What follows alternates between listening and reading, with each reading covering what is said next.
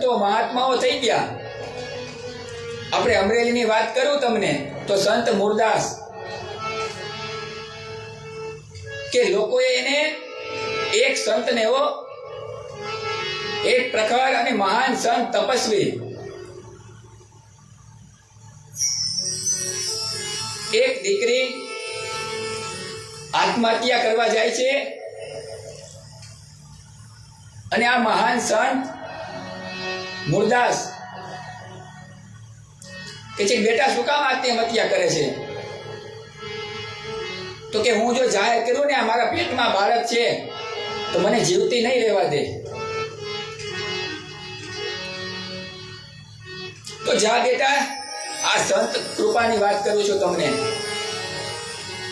કે સંત શું કૃપા કરે પણ એ માણસ ન સમજી શકે। એ સંત મુરદાસ કે જા બેટા જાહેર કરી દે અમરેલીની બજારમાં કે બાળક છે ને એ મુરદાસનું છે।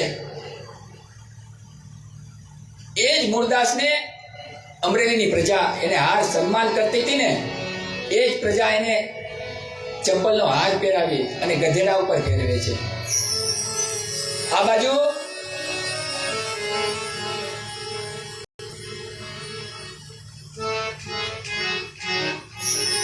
આવા તો અનેક સંતો થઈ ગયા। એને માન અપમાન એને શું લેવા દેવા? એની કથા વિસ્તૃત છે મુરદાસની, પણ આ તમને એક નાની એવી વાત કરી મેં સંતની, એને એની જ પગ બે એના સમાજ જે એક દિવસ હાથી પર બેસાડે ને અંબાડી ઉપર, એ સમાજ તમને ગધેડા ઉપર બેસવાની તૈયારી હોવી જોઈએ। એ આ સમાજ